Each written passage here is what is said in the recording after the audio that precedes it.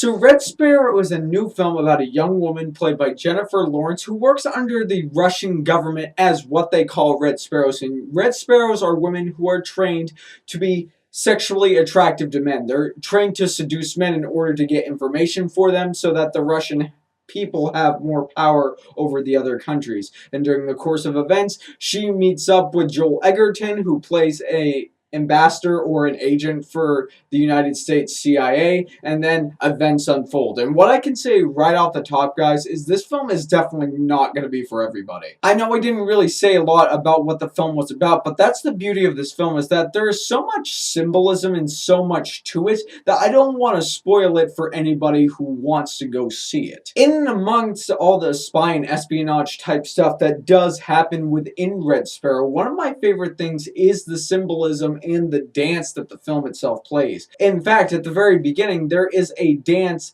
at a certain ballet in Russia, and I thought it was a perfect symbolism to represent what the film was going to be ultimately about. Also, the message in Red Sparrow is really, really powerful as well. The message in Red Sparrow has a lot to say about men's position of power and certain things that may be going around the world right now, certain things that may be happening in certain countries' governments that are not appropriate, that we may seem deplorable, but it is deemed acceptable by those countries because that's just how they've done things for centuries. And this film does a great job at just showing how demoralizing that is to a person's psyche, to who they are. And the only way I can say that is the fact that Jennifer Lawrence performance in this film, the way they conveyed that demoralization so well is because of what Jennifer Lawrence has done.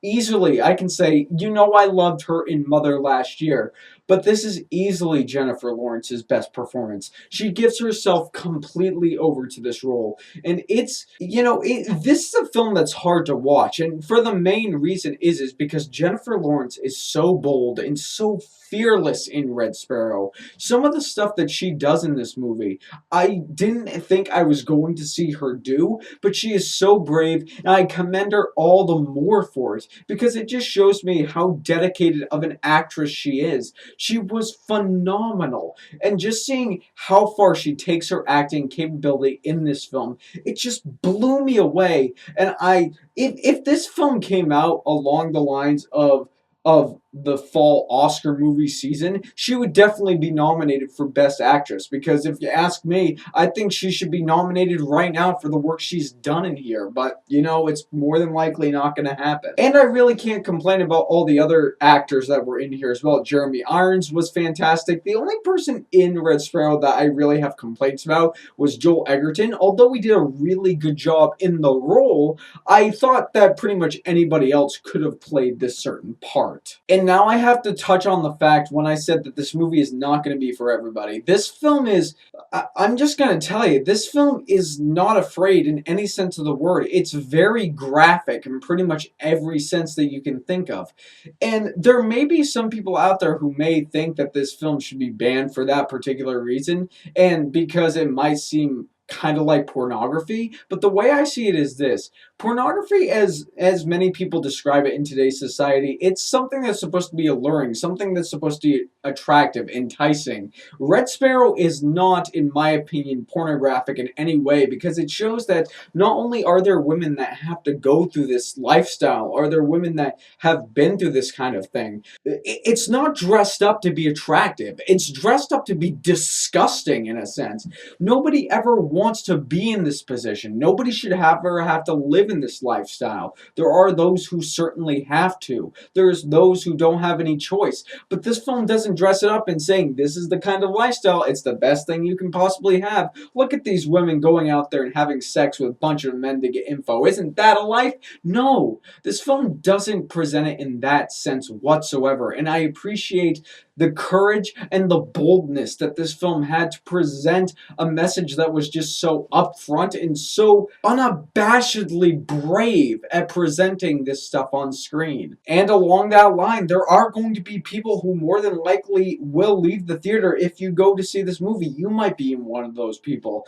During the course of this 2-hour and 20-minute runtime of a film, there were a couple of people in my theater who got up and left because they felt uncomfortable with the subject matter or something else along the lines. However, that 2 hour and 20-minute runtime is something I really need to get into. I need to start talking about my cons with the film because I can go on and praise the film for its messages, for its boldness, but this film does have some major issues. Number one, the runtime, I think there could have been easily 20 minutes taken off. The first act of this movie, although I appreciated the setup for everything going on, I felt if you scratch that completely, it would have gotten the pacing up a little bit quicker, and the film would have flowed a lot more smoothly, because at the very beginning, it just felt kind of useless. I understand what the setup was for, of course, but I didn't think it was presented very well. Also, there were certain points in the film where I thought the editing was sort of weird. There were some transitions from night into day, like it would be night in one scene and then day in another. And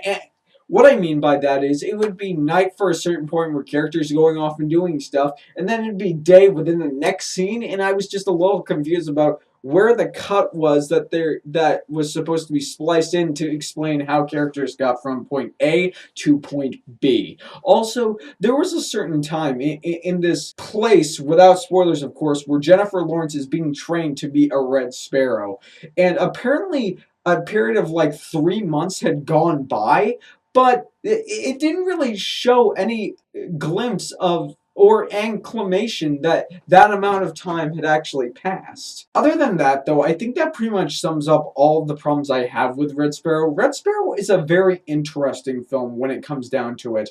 I love the performances. I love the messages that the film was trying to convey. Red Sparrow is definitely not for everybody, and I know for me personally, the content was just so upfront and so graphic. I don't think I'm going to be checking this film out again, although, like I said, I did appreciate it. And I'll say that Red Sparrow is at least checking out once, and Red Sparrow is a casual watch. But as always, guys, it is what you say that matters. So have you had a chance to see Red Sparrow, and what did you think of it? More importantly, what is your favorite Jennifer Lawrence and Joel Edgerton performances? Whatever your comments may be, leave them down below so we can get a conversation started. And if you like what you've seen here and you want to see more, click right there and subscribe and become part of the fray of nerds who love cinema. You all have a fantastic day.